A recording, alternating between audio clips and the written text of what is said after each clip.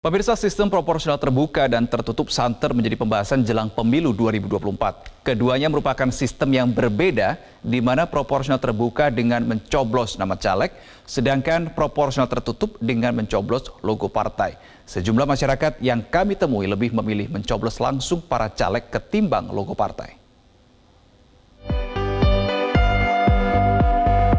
Ya, nama caleg lah, kan udah biasa. Jadi nggak logo partai ya? Enggak. Ya lebih baik nama-nama caleg sih, soalnya kan kita ketahuan siapa aja. Kalau namanya kita caleg itu kita bisa perkenalan dari caleg tersebut. Kalau saya sih lebih pilih coblos sama nama caleg, soalnya lebih jelas siapa yang nanti dijabat. Kalau saya sih lebih nyoblos logo parpol sih, karena saya nggak tahu nama-nama caleg.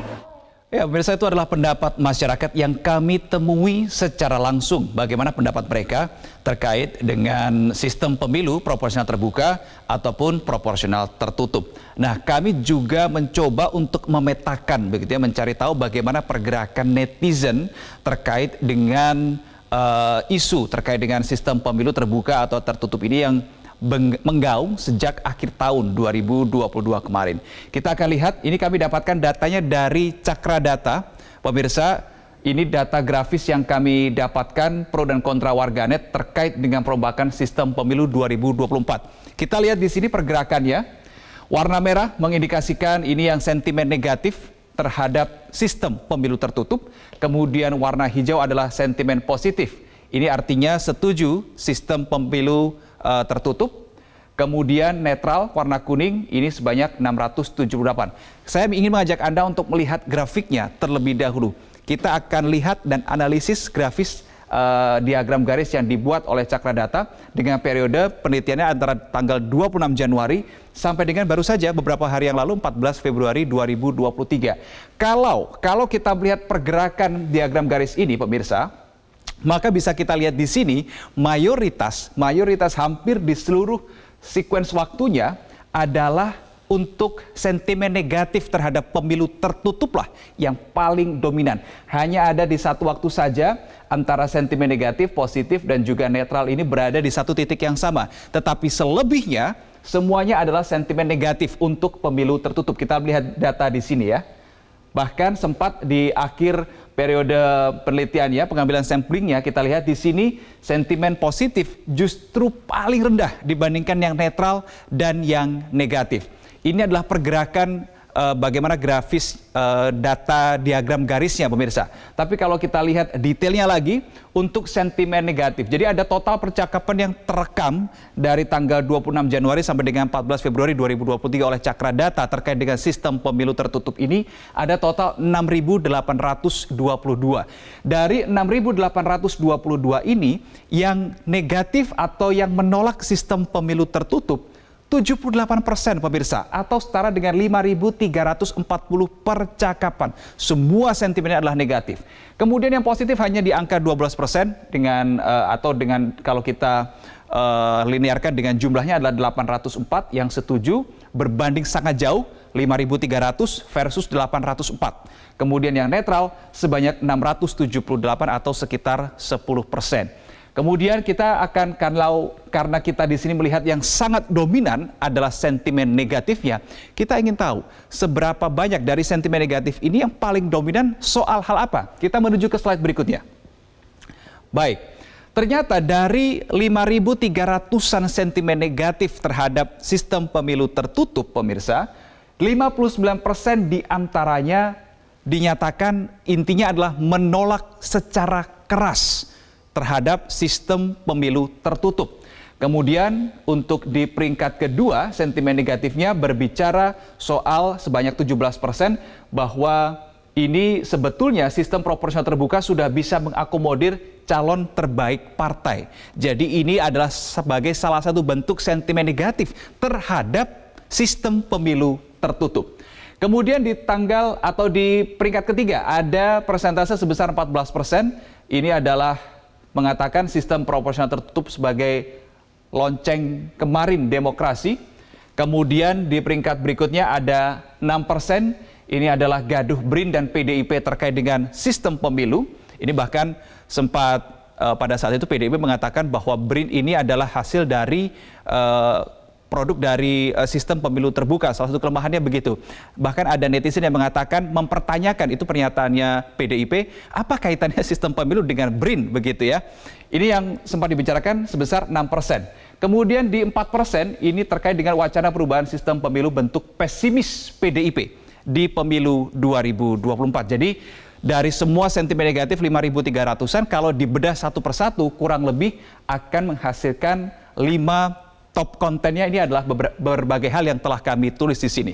Nah, pemirsa, untuk bisa mendalami lebih lagi terkait dengan data yang dirilis oleh Cakra Data, pagi hari ini kami juga telah terhubung dengan Head of Cakra Data, Muhammad Nurdiansyah atau Mas Dadan. Saya akan coba sapa Mas Dadan. Selamat pagi, Mas Dadan. Selamat pagi, Mas Reno. Baik, Mas Dadan, menarik tadi untuk membahas ada satu, bahkan dari tanggal 26 Januari sampai dengan 14 Februari adalah tenggat waktu Cakra Data melakukan penelitian itu ya. Nah, kalau kita lihat di semua lininya, sentimen negatif selalu mendominasi. Mas Dadan, bagaimana penjelasannya soal hal ini?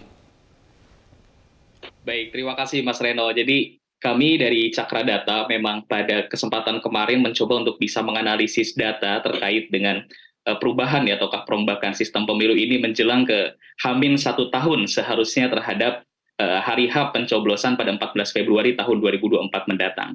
Dan memang Mas Reno, yang perlu saya sampaikan bahwasannya sejak wacana ini muncul di akhir tahun kemarin, sejak bergulir ini memang respon dan juga tren percakapan terhadap wacana terhadap hal ini itu dari warganet mengalami sebuah tren peningkatan yang sangat signifikan.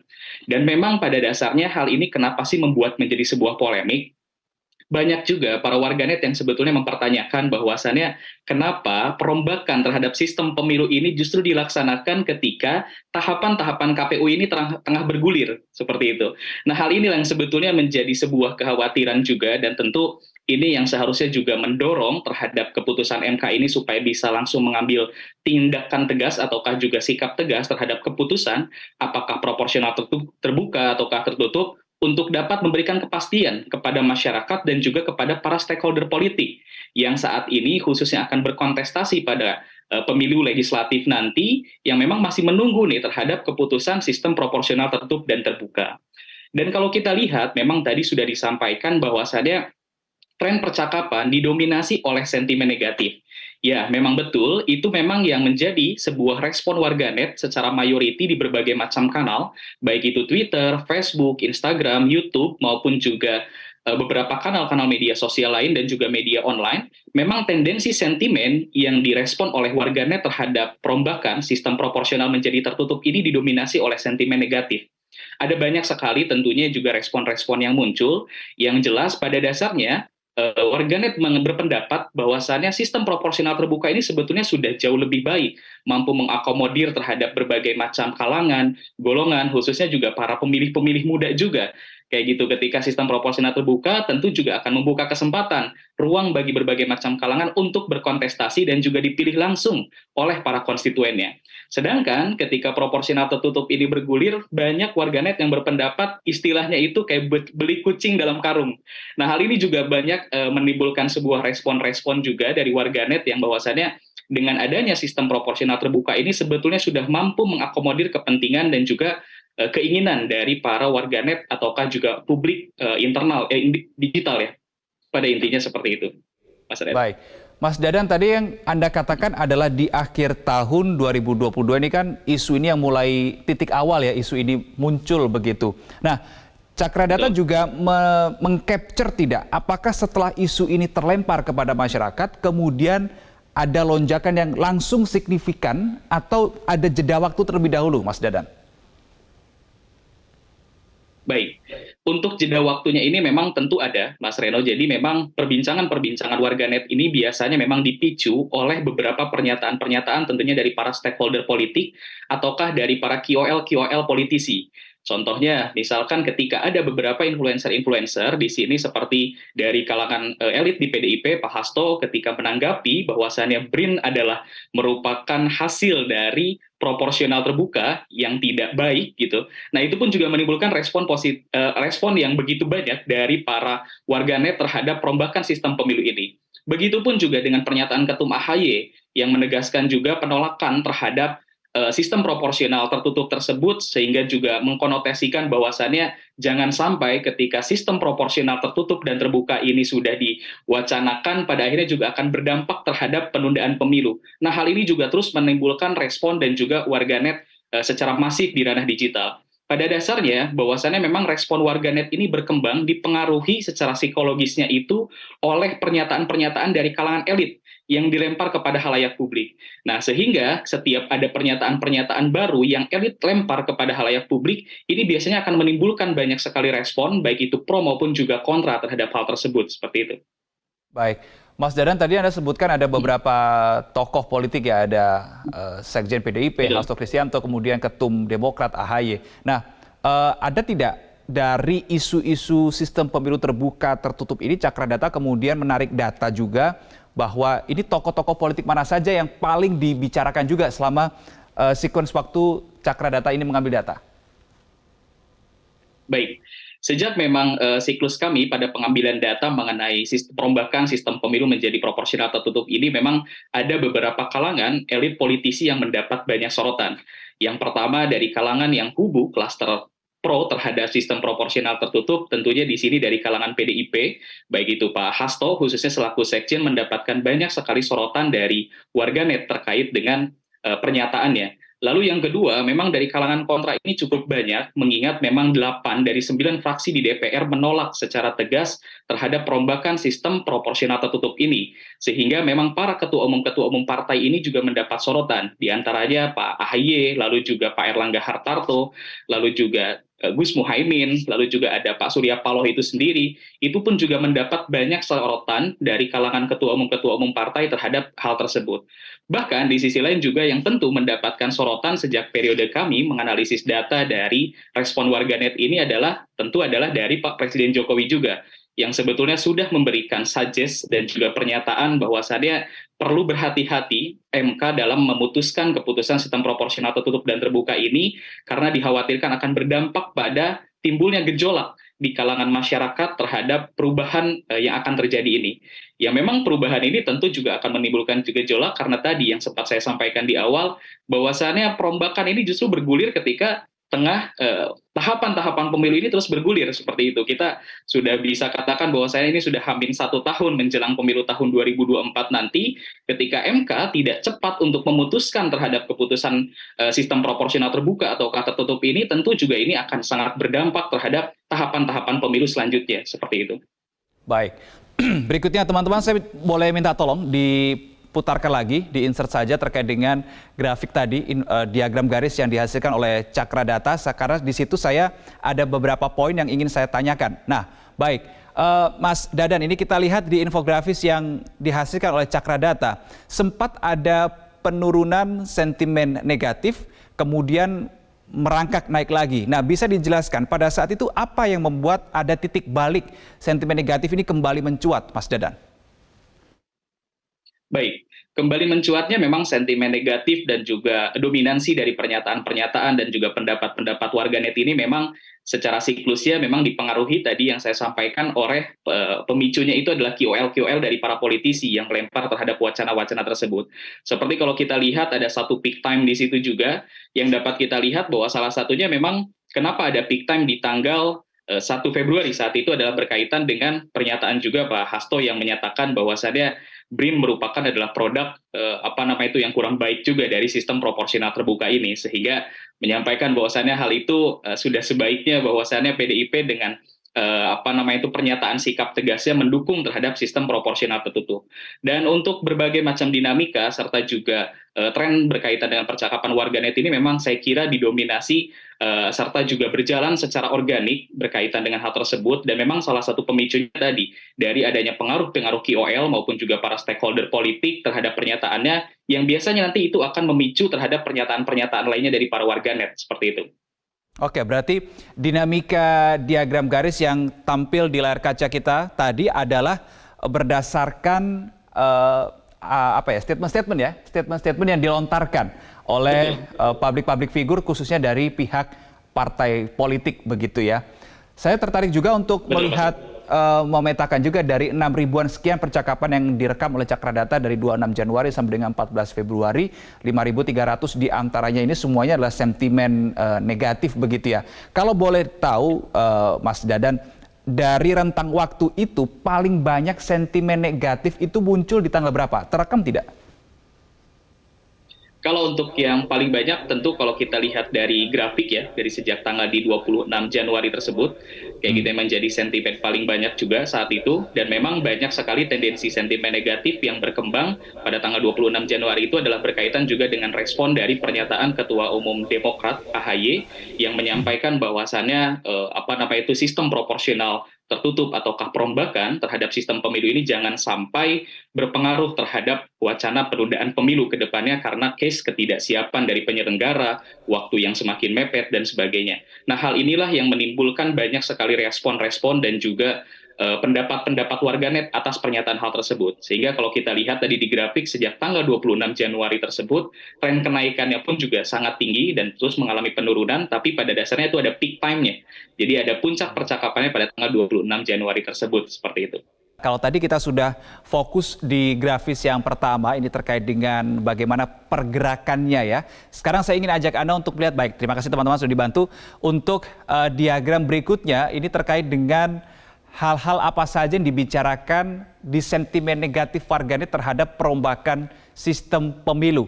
Mas Dadan, kita lihat 59% ini penolakan keras begitu ya, yang ditulis oleh Cakradata. Penolakan keras ini kalau boleh diterjemahkan seperti apa respon masyarakat yang diberikan di sosial media? Baik, Mas Reno. Jadi penolakan keras dari para warganet ini sebetulnya adalah bentuk bagian dari afirmasi ataukah juga sepakat dan sejalan terhadap pernyataan-pernyataan dari pemerintah juga ya, bahkan Pak Presiden Jokowi yang menegaskan juga kepada MK bahwasannya sistem proporsional terbuka ini harus bisa tegak lurus dan juga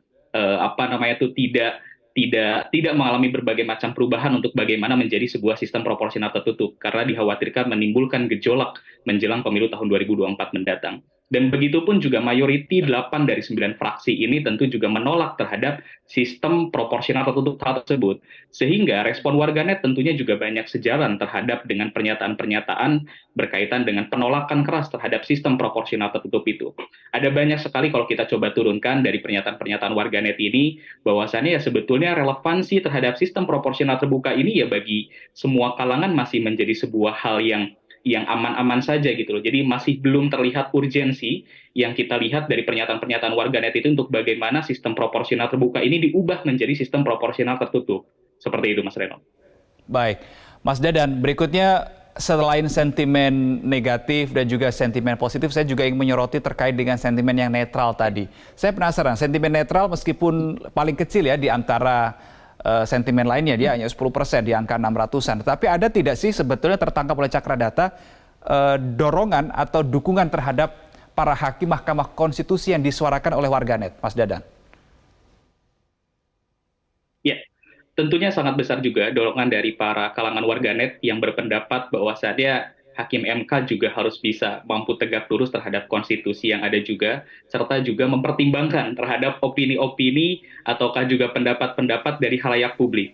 Nah, dorongan-dorongan dan juga pendapat-pendapat dari warganet ini saya kira menarik terhadap konteks di MK dalam kesempatan saat ini adalah bahwasannya selain memperhitungkan pendapat-pendapat ataukah juga berbagai macam semacam kayak pendapat dari berbagai macam kalangan politisi, baik itu juga dari fraksi maupun juga dari pemerintah, warganet juga berpendapat bahwasannya MK juga perlu untuk bisa memperhatikan juga berbagai macam pernyataan ataukah juga opini-opini ataukah bahkan pendapat-pendapat dari khalayak publik secara umum. Nah, sehingga hal ini juga mampu mendorong harapannya juga kepada MK selain mempertimbangkan terhadap kepentingan politis di kalangan fraksi, namun juga pernyataan opini publik ini juga mampu dipertimbangkan. Karena respon warganet ini pada dasarnya adalah respon menjadi salah satu respon representatif juga dari masyarakat. Mereka tidak punya kepentingan manapun, dan mereka ini tentu akan menjadi sebuah subjek maupun juga objek yang memang akan menjadi bagian dari partisipan dalam pemilu tahun 2024 nanti. Sehingga justru objek ataukah juga respon warganet ataukah juga masyarakat di sini itu penting untuk bagaimana dipertimbangkan oleh MK karena mereka lah semua yang akan menjadi bagian dari suksesor menjelang pemilu tahun 2024 mendatang, seperti itu. Sidang uji materi terhadap undang-undang pemilu ini kan masih berjalan ya, sejak pertengahan bulan Januari yang sudah memanggil DPR, kemudian mengundang pemerintah, pihak terkait, KPU salah satunya. Nah, saya penasaran, KPU ini kan seringkali atau bahkan bisa dikatakan hampir setiap kali diundang, mereka absen, tidak hadir, lebih memberikan pernyataan tertulisnya begitu. Padahal yang mengundang ini adalah Mahkamah Konstitusi. Ada tidak sentimen negatif dari warganet terhadap KPU selama ada proses rekaman data dari Cakra Data? Baik. Nah, kalau kami lihat sebetulnya memang dari salah satu penegasan ketika tren wacana ini masih digaungkan di akhir tahun kemarin, sebetulnya pernyataan ini sudah sudah sempat melandai dengan adanya pernyataan dari Ketua KPU langsung yang menyatakan bahwasannya pemilu tahun 2024 juga masih terus dilaksanakan, tetap dilaksanakan pada tahun 2024 mendatang saat proses pengambilan nomor urut partai ya saat itu, dan juga saat itu juga KPU menyampaikan bahwasannya sistem masih dalam tahapan di proporsional terbuka sesuai dengan amanat konstitusi. Nah, memang yang menjadi sorotan terhadap dengan hal ini secara detail kami masih belum menganalisis bagaimana peran dari warganet terhadap sentimen di KPU RI ini. Namun pada dasarnya tentu juga KPU menurut saya juga perlu untuk dapat bisa memberikan sebuah keterangan, sebuah penjelasan, karena mengingat mereka juga sebagai lembaga independen penyelenggara pemilu yang berperan aktif tentunya terhadap kesuksesan pemilu mendatang seperti itu, sehingga pertimbangan KPU untuk bagaimana juga bisa mampu memahami psikologis daripada voter, psikologis dari para masyarakat yang akan terlibat dalam kesuksesan terhadap pemilu 2024 mendatang ini penting untuk bagaimana juga diwakilkan oleh KPU gitu loh.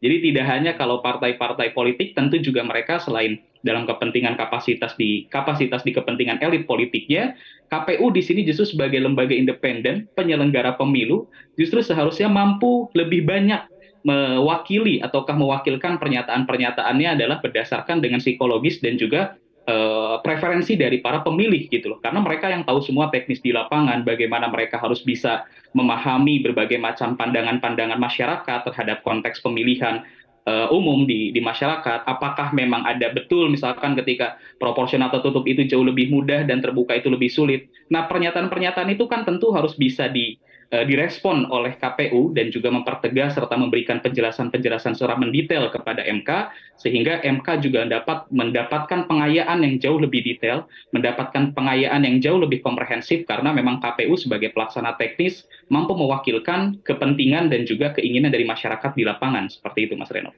Baik, berarti Cakra Data intinya merekam sejak 26 Januari sampai dengan 14 Februari 2023, dominan sekali sentimen negatif terhadap pemilu tertutup dan cenderung mendukung diselenggarakan pemilu 2024 dengan sistem pemilu terbuka. Terima kasih Muhammad Nurdiansyah, Head of Cakra Data, sudah bergabung bersama kami di Metro Pagi Prime Time hari ini.